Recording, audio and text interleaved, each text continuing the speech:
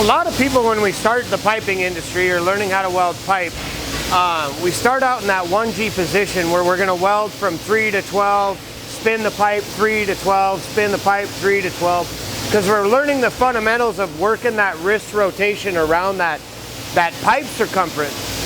So today, what I want you guys to what we're going to do here is, I do have the top half welded, because we're going to talk about something else once we get through the root pass here. We're going to talk about how to get rid of them bottom tie-ins and make them a lot smoother. So when you're tying in your bottom on a 5G or a 6G, I've got a little trick I learned in the trade called a runway. So first things first, when we talk about doing 5G and 6G, practice them bottoms for a little while. You know, run from your 6 quadrant to your 9, 6 to 3, spin the pipe. Run 6 to 9, 6 to 3, spin the pipe. That way you run a full root, just practicing roots on your bottom. Then you're going to do it again with your fill pass. You're going to do it again with your cap. What it does is it's just going to train you to work on solely that bottom, because we know how to weld the top. The top's easy for us, you know, as we've been welding so long. This top quadrant, gravity works in our favor. Down here, that gravity is a little bit more tricky to play with. You'll learn your amperages change a little, your arc length changes a little bit, and a little bit of your technique. So if you have any questions, please drop them in the comments on different parts of what our techniques are. Otherwise, let's get behind the hood and let's make a weld.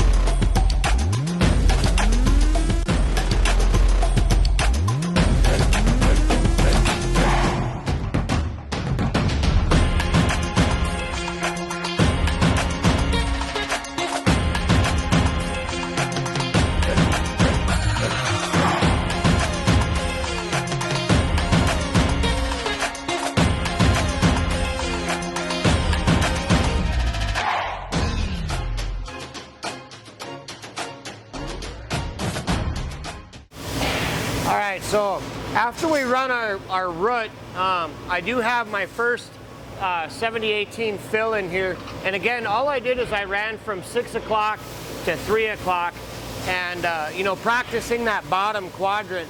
As a right-hander, generally, one of the sides of the pipe is going to be your most dominant. So maybe practice your harder side just a couple more times just to get that good rhythm of keeping this bottom button, as we call it, nice and flat. That top button, gravity and heat lets that button sink down, gives it a nice flat spot on the top. We really want to keep sure that that bottom button does the same thing. So with this first pass being in here, what we can do is we're going to come on this side of the pipe, and I'm actually going to take my grinder. Let me grab it real quick for you. And I've got that 1/8 inch disc on there. What I'm going to do is go 90 degree inside the weld zone or the bevel here, and I'm just going to come into my start on that bottom and give it a little bit of a runway, kind of like we do when we're thinning out our tack on our when we tack our pipe. Same theory here. You're just putting a tiny bit of runway in there, something to drop in, tie in, and then crawl back upside the pipe. A lot of people early on in their career, they get tie-in and they tie in, and it tends to stack out too much. Well, in any ASME code, if you break 1/8 over reinforcement, that's a fail just by visual inspection. So one good thing that I've learned, and I've seen a lot of other people do it in the industry, is grind yourself a little tiny runway in there. just again to give us something to do when we snap in with that rod. And I got one handy here. So when I tie in, I'm going to go ahead and get my hot start in, tuck back into the runway, get out of it, and then start my little bit of oscillation movement as I'm crawling up the pipe. So one more trick I've learned too, you know, most welders, we carry a file on us. Now this is a half file. It just happened to be one I had laying around. You can stick that inside your pipe, and what that's going to do is give you a nice resting point for your arm.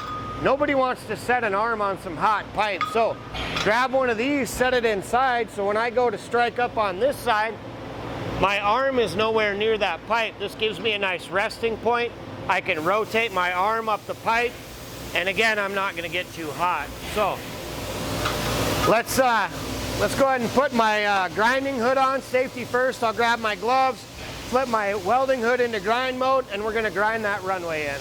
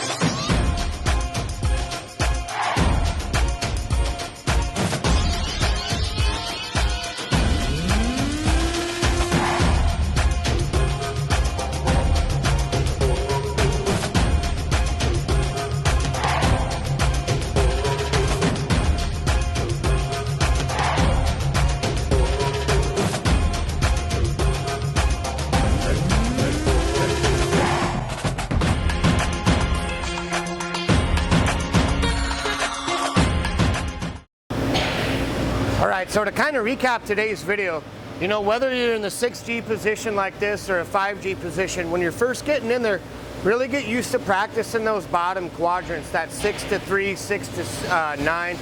You'll notice in the last couple clips, we did get into a little bit of 6G position, couple different spots. You know, I'm a very ambidextrous welder because I needed to be. So I ran up my hard side with my left hand, right hand. Again, when you're in those positions, practicing those bottoms, maybe switch hands too. The only thing that we can do is become better welders at what we do. The more that we practice, the better we get. You know, it comes down to those 5 P's of life, and don't worry, that'll be on another one of our videos coming up soon. So that's pretty much all I had for today, guys. Thank you so much for tuning into our Sparking Advice series. We hope to see you soon. Make sure you hit the like and subscribe. Make sure you're following our social media pages on Facebook and Instagram at Lynnes Welding Training. Otherwise, my name is Joey Crusoe, and if you ain't burning, you ain't learning.